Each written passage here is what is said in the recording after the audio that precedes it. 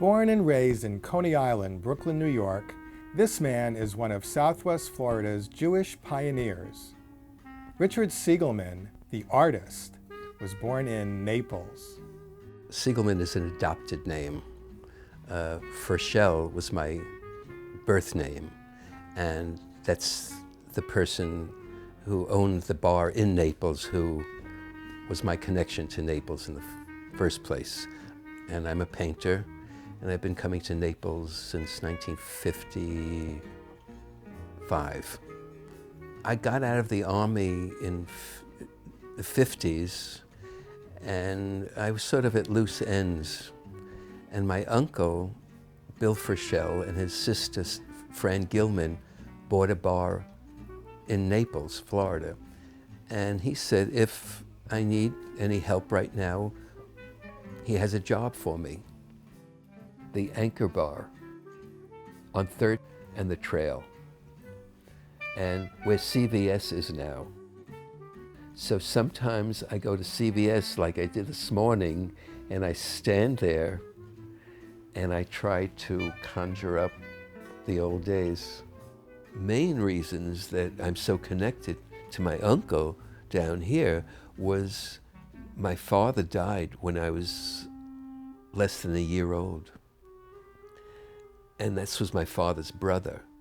So he became a surrogate father to me. So on some level, honoring him is very much a family thing, and very much a Jewish family thing, because he was the one who gave me a lot of my religious training. I grew up during the Holocaust.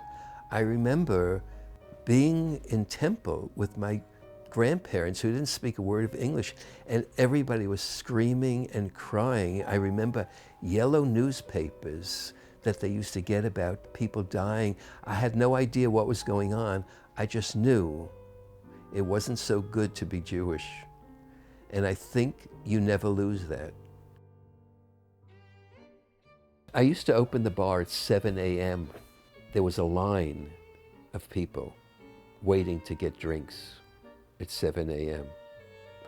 I had no idea what to do. I mean, I could barely do beer, and they would ask for Rob Roy's or these fancy drinks, and I had no idea. And some of them were shaking. And my uncle did very well. Friday night, I remember they had a band. In fact, it's so funny when things come full circle. I met somebody last night whose parents used to go to the Anchor. They said in church, they would announce, there's dancing at the Anchor tonight. So I thought that was really funny that the Anchor was the place owned by a Jew. I mean, it was real rednecks. There used to be fights there. It was a wild, funny place. People talk about the nostalgia. It was like the good old days. If you went to the store, you would know everybody who was in the grocery store. There was hardly anything on Fifth Avenue. It was like a hardware store and an old lady's dress shop. And there was 4 gas stations on the 4 corners. And I remember working for my uncle. And I lived in East Naples, and I had to ride a bicycle. It was a 2-lane dirt highway coming into the Anchor. And they started the first Jewish center, a guy named Gabe Luff.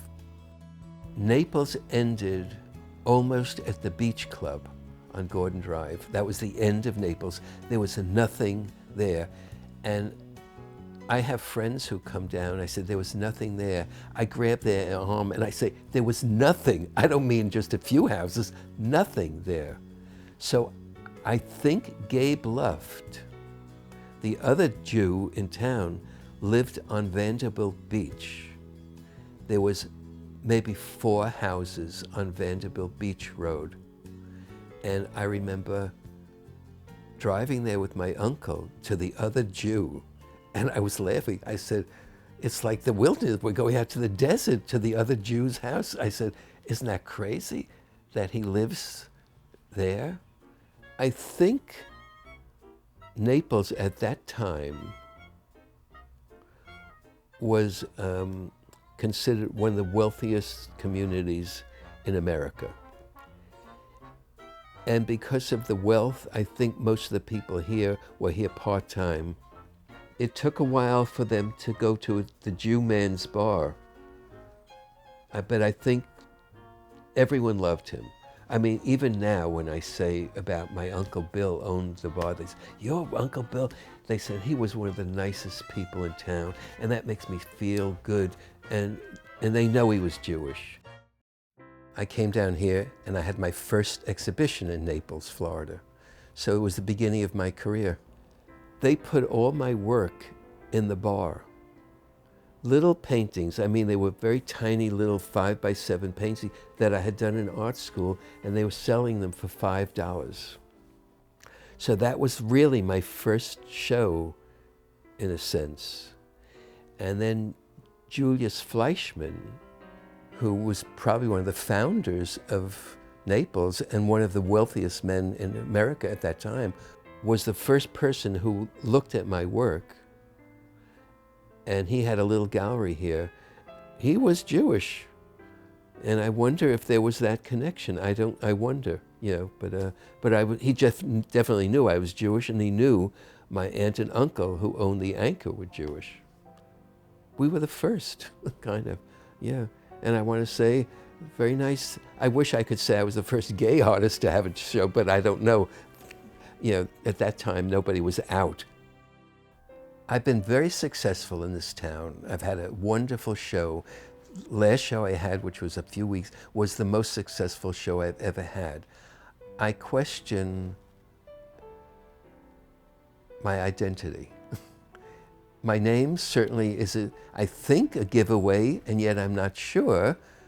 But I often wonder if they knew I was Jewish, would I be as successful?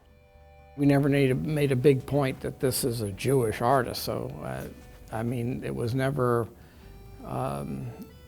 we just said he's an artist. I show at the Harmon Meek Gallery, and this is an example of a book of mine. And recently the Metropolitan Museum of Art bought a piece of mine, which is sort of getting the Academy Award. It's very, you know, and I've had a very successful career. And it was because of Naples.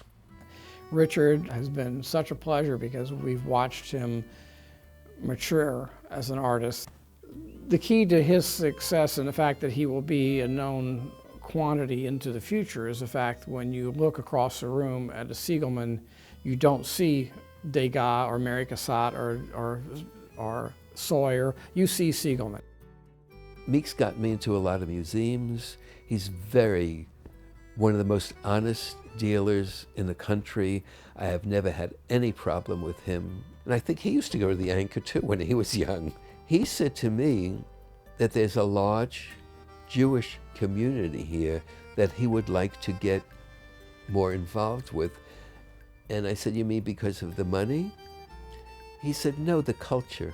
In Naples High School, there were, I think a lot of the Jewish people settled in Golden Gate City. A fellow by the name of Rosen developed Golden Gate City, and his son was a classmate of mine, Herb Rosen. And I can remember him teaching me to sing Hava Nagila Hava Nagila Hava Nagila Ve Misnaha. I mean, he taught me to sing that song. Again, that was my military upbringing. That I didn't see him as a Jewish kid. He was a friend. He and his wife and now his daughters have taken over, and I got scared because I thought, oh, I've had such a great relationship with them. And then I met the daughters, and they're terrific. I remember they made a movie down here with Liza Minnelli, and there was a black football player starring in it and he went to the bar, my uncle's bar, and the waitress refused to serve him. And he said he's going to bring the NAACP down here and sue him. And he did, and my uncle had to go before court or something. And he said that he didn't know anything about it, But he did say that perhaps the waitress was saving the guy's life, because if he left the bar, he would have been beaten up and maybe killed. And I remember having my first show here, and this was before Port Royal was Port Royal. It was just a swamp. And then I had my show, and I think the bylaws said no Jews or blacks or something, you know, and I had a show, and we went to the Port Royal Club, and the owner of my gallery, he said, "I think you're the first Jew in here." And he put a Jewish star next to my name to be funny, but I wonder if that still exists. Joseph Herschend, one of the wealthiest men in America, who really gave an enormous collection of art to Washington, was Jewish. And I remember talking to him about it, and when he said he first moved here, everyone was excited because of who he was, and I think because he was rich. They found out he was Jewish, and he laughed, and he said to me, they crossed his name off a lot of cocktail parties, and I couldn't believe it. And I remember a couple of friends of mine coming down to my show, and it was at my opening, and I said, "Mr. Herschend, I'd like to meet my friend Steve Weinberg." He said, "Who?" I said, "Steve Weinberg." He said, "Say it again, Steve Weinberg." And my friend said, "What's wrong with him?" I said, "Steve Weinberg." And Herschend said, "Say it again." He said, "It's like music to my ears." He said, "I'm so used to these WASP names, it's nice to hear a Jewish name down here." And I loved him for it, you know. When I look at the beach, and it's all Port Royal homes and all this money, there's something very, I could say melancholy. This town has my soul. Walking out on this beach in the summer, it was July, nobody was there. Literally, nobody was on that beach. I had never seen water that color in my life. And the white sand and that green water and that blue sky, it just thrilled me. And it's still that way. It's the light down here. There's something about the light.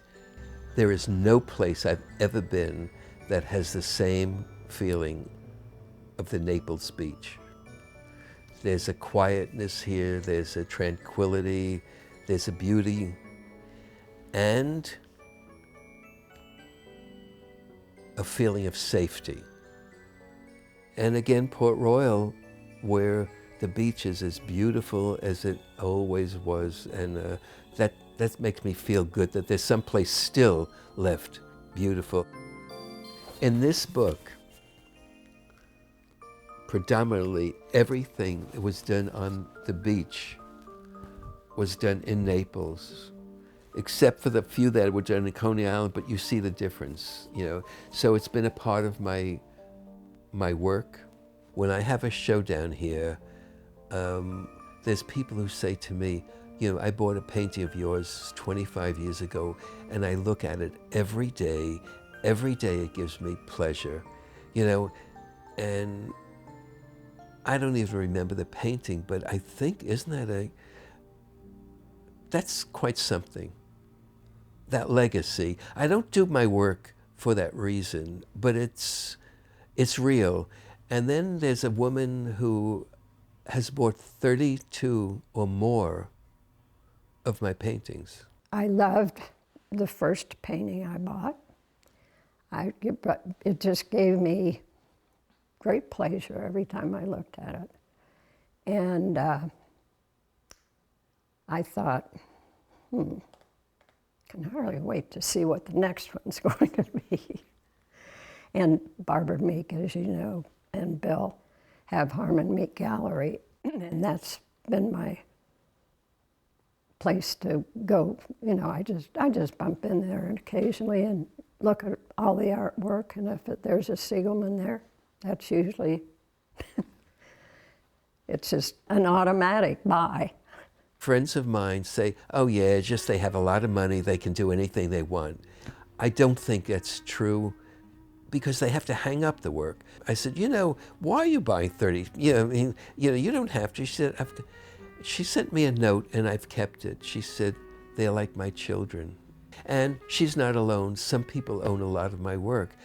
I don't think it's because people have money. Well, they can afford it, but I would like to think they love my work. And if they love my work, they love me. And if they love me, they're loving a Jewish gay man underneath all that. I had my first show here. I met my first lover here on the beach. I grew up here. So this town has a lot of nostalgia for me. When I drive down, sometimes in reality I pull over and start crying. I mean, the feeling is overwhelming.